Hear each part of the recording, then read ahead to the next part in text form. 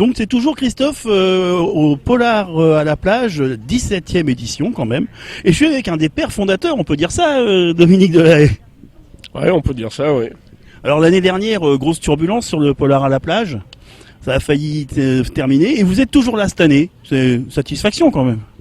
Ouais, alors on le doit surtout à l'équipe de bénévoles qui s'occupe du festival. Nous, on a pris un peu de recul puisque je n'habite plus au Havre, mais ouais, il y a toujours une équipe qui se bat pour faire exister cet événement. On a connu effectivement quelques difficultés avec certains de nos financeurs, avec la région qui s'est désengagée du projet. Mais il y a eu un petit surcroît de générosité des autres donateurs, on va dire, des autres soutiens, notamment de la ville et du département. Et puis, grâce à l'énergie de ceux qui travaillent à la réalisation de ce festival, l'événement a encore pu exister cette année. Oui, parce que là, on le voit, c'est encore une réussite cette année, il y a beaucoup de monde. Moi, je pense que c'est maintenant oui, un rendez-vous culturel installé dans le paysage havrais. Les gens de toute façon, le Polar est quand même une lecture extrêmement populaire. On a le soutien de la Galerne aussi. Et donc, voilà, chaque année, le festival retrouve son public de fans. Alors l'année dernière, vous nous avez parlé de projet. Qu'est-ce qui s'est concrétisé cette année? Alors oui, le livre-disque en hommage à Art Pepper a vu le jour en mai. Donc 12 auteurs de polar, 12 illustrateurs et des musiciens ont contribué à ce livre-disque en hommage à un fantastique musicien américain qui s'appelle Art Pepper et qui s'est signalé aussi par l'écriture d'une magnifique biographie qui est en fait un très beau roman noir et qui s'appelle Straight Life. Donc le recueil a été aussi adapté sous forme d'un spectacle qui s'est donné hier dans l'escalier roulant, hier et vendredi, avec la compagnie Tuxinor et des musiciens havrais. Voilà, donc il y aura d'autres déclinaisons de ce projet, notamment à la Forge en février 2020. Autour d'un projet scénique cette fois, avec comédiens, musiciens, voilà. Et puis il y a quand même ce qu'on appelle le plat signature en restaurant ici, c'est Polaroid Rock. Et ça se fait qu'ici. Le format a changé cette année. Vous regrettez pas un peu l'ancienne version avec les concerts, des grosses têtes d'affiche comme Kent ou JP Nataf? Oui, alors on a été un peu... Mathieu et Pierre qui s'en occupent maintenant seraient plus aptes à en parler que moi. On a été obligé d'un peu réduire la voilure pour des raisons financières, à la fois sur le CD qui contenait jusqu'alors le livret des paroles qu'on a été obligé de réduire pour des raisons de coût. Et puis on a aussi des histoires de salles un peu compliquées à gérer à chaque fois, puisque...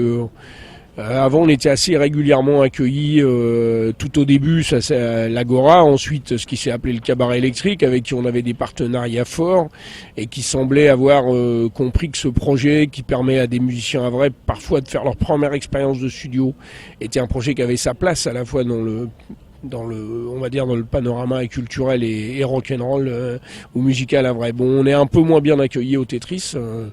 Il semblerait qu'on a du mal en tout cas à trouver une synergie avec cette salle qui permettrait de faire exister cet événement dans une salle de musique actuelle, ce qui me semblerait être sa place.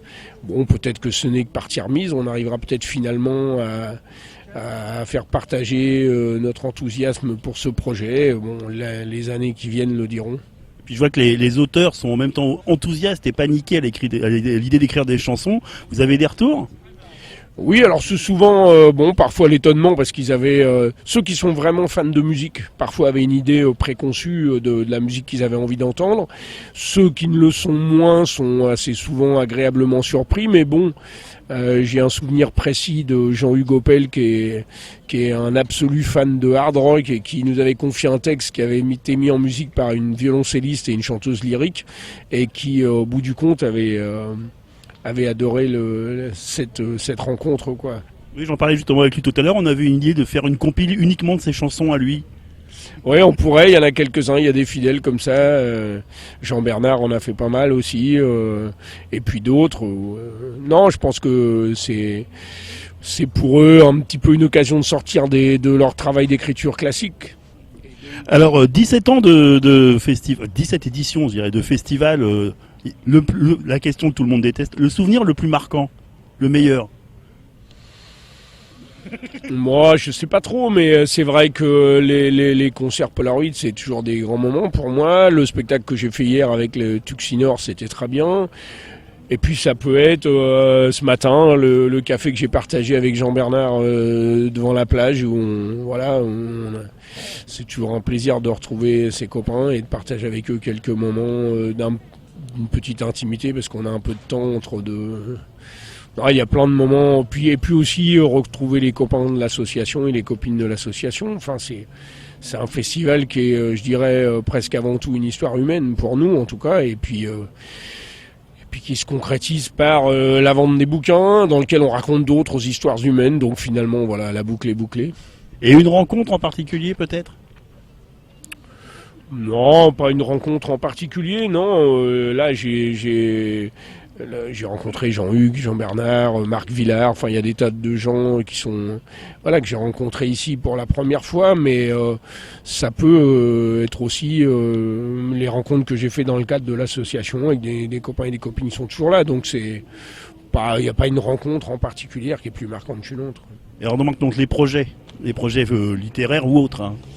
Alors là, je suis en train d'écrire un bouquin pour la collection Polaroid, là, et puis donc, pour les mois qui viennent, on va faire pas mal de festivals autour du bouquin d'Art Paper, des initiatives, des concerts, des lectures musicales. Enfin, il y a pas mal d'initiatives qui se préparent autour de ce livre, donc ça va nous occuper pas mal dans les mois qui viennent.